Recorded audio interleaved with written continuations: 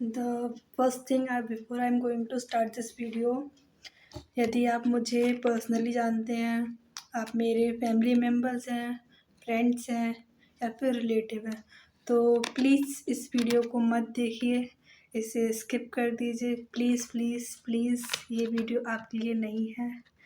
और इसके पीछे भी मेन कारण है जो कि मैं आपको आगे चल के बताऊंगी। So hey guys, this is me Payal J dropper 2027।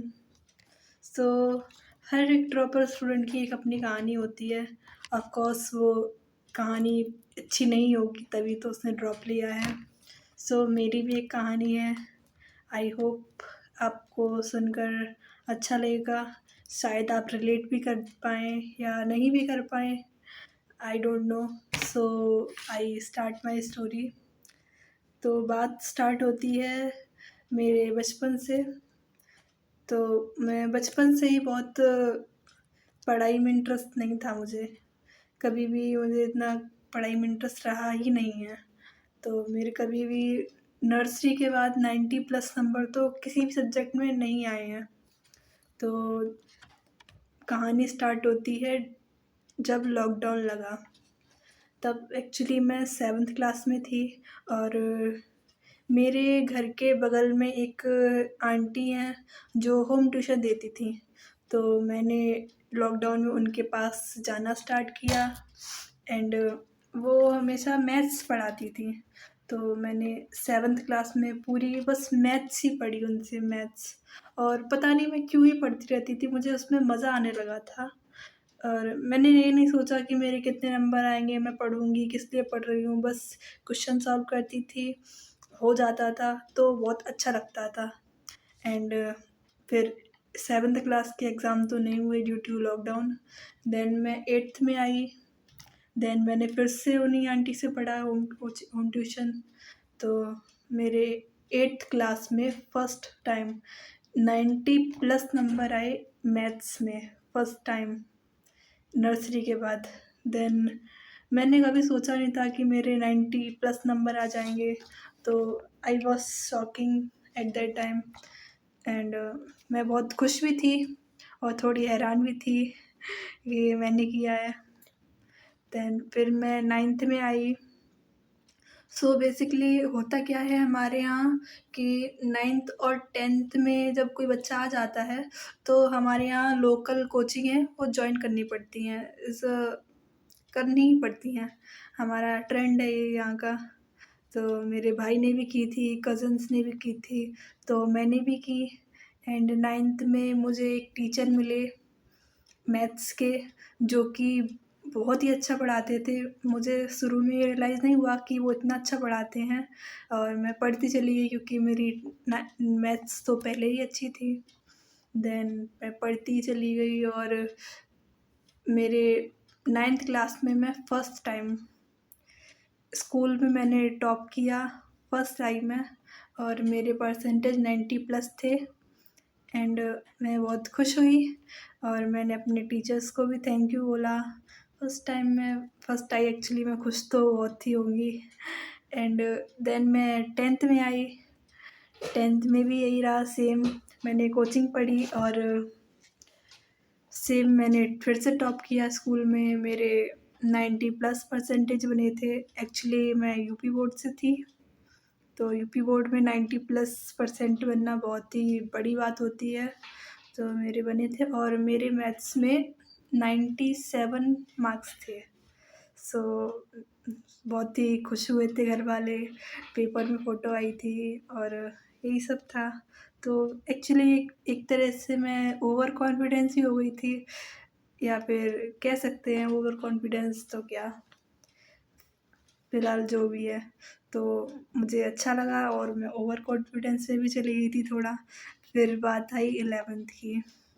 So actually हुआ क्या था कि अ, मेरे ग्रैंडफ़ादर हैं, वो डॉक्टर हैं। तो वो भी चाहते थे कि मैं डॉक्टर बनूँ। तो मैंने ये शुरू से ही सोचा था 9th से, जब मैं फर्स्ट आई थी, कि मैं बायोलॉजी ही लूँगी और डॉक्टर बनूँगी। और पता नहीं मैं मैथ्स ही पढ़ती चली गई और मुझे मैथ्स में इंटरेस्ट आने लगा। तो मेरा 10th में भी यही माइंडसेट था कि मुझे बायोलॉजी ही लेनी है और मैं मैथ्स पढ़ती थी। शायद आपको वियर्ड लगे बट मैं मैथ्स ही पढ़ती रहती थी। मैंने 10th में बस मैथ्स ही पढ़ी है। देन फिर हमारे यहाँ 11th में एक्चुअली ऐसा है कि 11th की कोचिंग हमारे लोकल में अच्छी नहीं मिलती हैं, अच्छे ट्यूटर नहीं हैं, तो हमें थोड़ा दूर जाना पड़ता है अराउंड 5 टू 6 किलोमीटर यहाँ से। तो जाना पड़ता है कोचिंग, अच्छी कोचिंग पढ़नी है तो मैं सोचा था कि मैं नीट करूँगी, स्टार्टिंग में ही सोच लिया था मेहनत करूँगी क्योंकि मुझे बायोलॉजी में इतना इंटरेस्ट था नहीं, तो मैंने सोचा मेहनत करूँगी तो हो जाएगा। फिर मैंने रिज़ल्ट आने से पहले 10th के रिज़ल्ट आने से पहले मैंने कोचिंग जॉइन कर ली थी और मैं रोज़ वहाँ पे जाती थी 6 किलोमीटर दूर साइकिल चला के, फिर 6 किलोमीटर वापस आती थी। मैंने बायोलॉजी की कोचिंग पढ़ी और साथ में फिज़िक्स की पढ़ी और मैं केमिस्ट्री भी पढ़ना चाहती थी बट उस टाइम मुझे मिली नहीं वहाँ पे कुछ अच्छी कोचिंग। तो मैंने 2 कोचिंग पढ़ी और मैंने अप्रैल से जुलाई तक बायोलॉजी पढ़ी 4 महीने और मुझे बायोलॉजी इतनी कुछ ख़ास समझ में नहीं आई और क्योंकि मैंने सोच रखा था कि डॉक्टर ही बनूँगी और कैसे भी करके पढ़नी है तो मैं लगी रही और वो फिर मुझसे हुआ ही नहीं। और जब मैं किसी बच्चे को देखती थी कि वो मैथ्स पढ़ रहा है और मुझे एकदम से बहुत अजीब-सा लगने लगता था कि मैं भी मैथ्स पढ़ती थी, कितना मज़ा आता था। अब मैं ये थ्योरी पढ़ रही हूँ, मुझे बिल्कुल अच्छा नहीं लग रहा है। तो मैंने एक बार अपने पेरेंट्स से बात की, तो उन्होंने कहा, "कोई बात नहीं, तुम मैथ्स ले लो अगर तुम्हें बायोलॉजी अच्छी नहीं लग रही है तो।" तो फिर मैंने मैथ्स ली जुलाई एंड डिसाइड कर लिया था कि मैं मैथ्स लूँगी। और बेसिकली आप तो जानते ही हैं कि 11th का सिलेबस कितना बड़ा होता है और हम लोग 12th करके आते हैं तो इतनी जल्दी कवर नहीं हो पाता है और उसमें मैंने अपने 4 महीने वेस्ट कर दिए थे।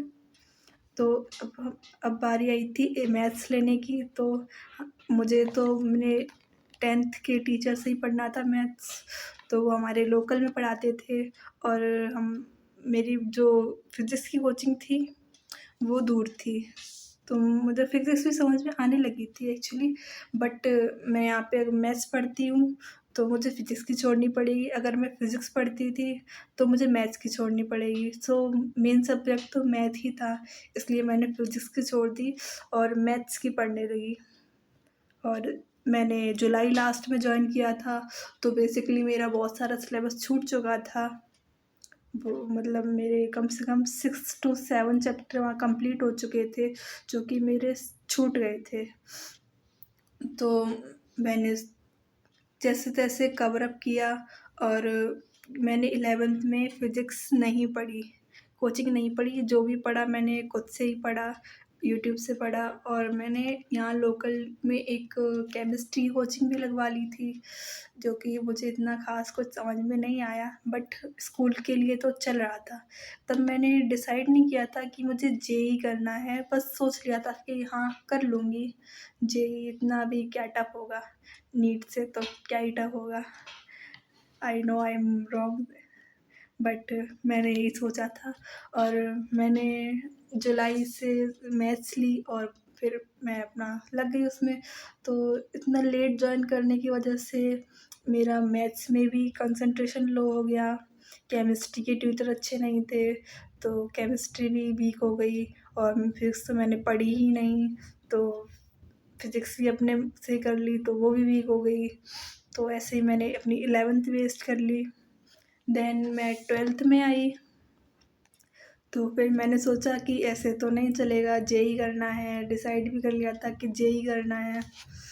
तो फिर जाना तो वही था जहाँ में अच्छी कोचिंग मिलती है।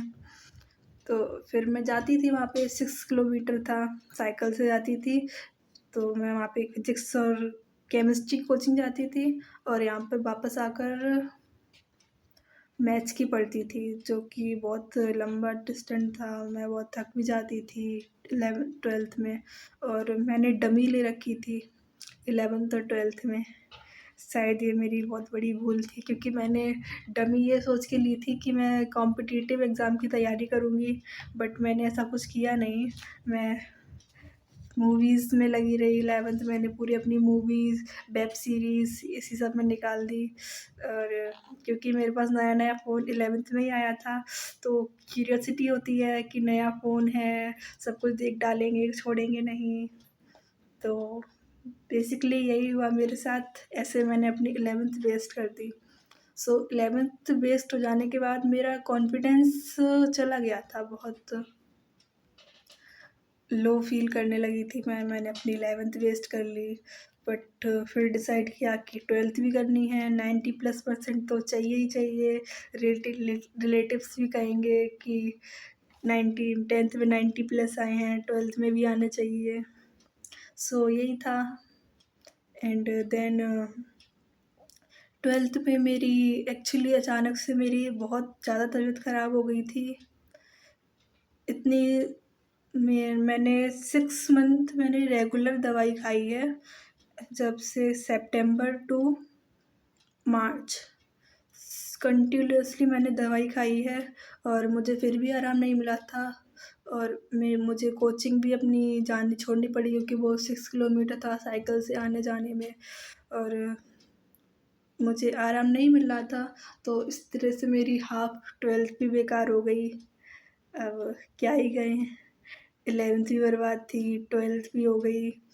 बीमारी मेरी ऐसी थी, कुछ बता नहीं सकती। फिर मेरा रिज़ल्ट आया। सो मेरा रिज़ल्ट 12th का कुछ ऐसा था, एग्ज़ैक्ट नंबर तो नहीं बता सकती, बट एक रफ़ आइडिया दे सकती हूँ। अबव 80 एंड बिलो 85, कुछ ऐसा रिज़ल्ट था मेरा। सो रिलेटिव्स, टीचर्स सब ने मुझसे बहुत होप लगाई थी कि मेरे तो 90+ आएँगे, बट ऐसा नहीं हुआ। बट अब क्या कर सकते हैं। और मैंने जेईई भी दिया था, जनवरी अटेम्प्ट का, उसमें भी मेरे 33 कुछ परसेंटाइल आए थे, जो बहुत ही बेकार नंबर है मेरे लिए। देन मैं अप्रैल अटेम्प्ट मैंने दिया ही नहीं, क्योंकि मैं बहुत ज़्यादा अंडर कॉन्फिडेंस हो गई थी। फिर ड्रॉप लेने का डिसाइड किया 12th में, सॉरी ड्रॉप 12th के बाद। देन मैंने ड्रॉप लिया। एंड अप्रैल में मैंने एक्चुअली मैं कोटा जाना चाहती थी, बट मैं जा नहीं पाई, क्योंकि मेरी तबीयत कुछ ठीक नहीं रहती थी। तो घर वालों ने मना कर दिया कि तुम कोटा नहीं जाओ, ऑनलाइन बैच लो, आजकल तो बहुत अच्छे आते हैं, ऑनलाइन बैच से भी सिलेक्शन हो रहा है। तो मैंने ऑनलाइन बैच ले लिया, जो कि काफ़ी एक्सपेंसिव था, एक्चुअली 60 के। कोचिंग का नाम मैं रिवील नहीं करूँगी, वो मैं बाद में करूँगी अगर आप चाहेंगे तो। वैसे मुझे इतना ज़रूरी नहीं लगता कोचिंग रिवील करना। तो मैंने एक्स नाम की कोचिंग, मैं कहूँगी मैंने एक्स कोचिंग जॉइन की, और मैंने अप्रैल से पढ़ना स्टार्ट किया। एक्चुअली मैं फिर भी मेरी हेल्थ कुछ ठीक नहीं थी, तो डॉक्टर ने सर्जरी बताया, सर्जरी होगी। तो हम सर्जरी अवॉइड ही कर रहे थे कि सर्जरी नहीं कराएंगे, क्योंकि ये बहुत कॉम्प्लिकेटेड हो सकता था, कुछ फ्यूचर प्रॉब्लम भी हो सकती थी, इसीलिए सर्जरी का हम लोग अवॉइड ही कर रहे थे। बट मुझे रिलीफ नहीं मिला, तो एट द एंड हमें सर्जरी करानी ही पड़ी। तो मेरी सर्जरी अभी हुई है, 20 जून को मेरी सर्जरी हुई है। सो अभी मैं बेड रेस्ट पे थी, तो इतने दिन से मैंने पढ़ाई भी नहीं हो पाई। ड्रॉप ईयर यही सोच के लिया था कि बहुत पढ़ूँगी, 11-12 घंटे पढ़ूँगी, दिन में पढ़ती ही चली जाऊँगी, छोड़ूँगी नहीं। सो अब क्या बताएँ। सो अभी तो मेरी कोचिंग में इतने कुछ ख़ास नंबर भी नहीं आ रहे हैं टेस्ट में ऑनलाइन। एंड अप्रैल में मैंने पढ़ा था थोड़ा बहुत, अप्रैल से स्टार्ट कर दिया था। तो अभी मेरा ना कोचिंग में भी बैकलॉग लग गया है, बट अभी मैं थोड़ा बेटर फील कर रही हूँ, तो अब कमबैक भी तो करना पड़ेगा, ड्रॉप लिया है। सो ये कमबैक वीडियो है, मैं कमबैक कर रही हूँ जितना मैं कर पाऊँगी। आई होप आपको ये वीडियो अच्छी लग रही हो, मुझे नहीं पता, मैं तो ऐसे ही शूट कर रही हूँ।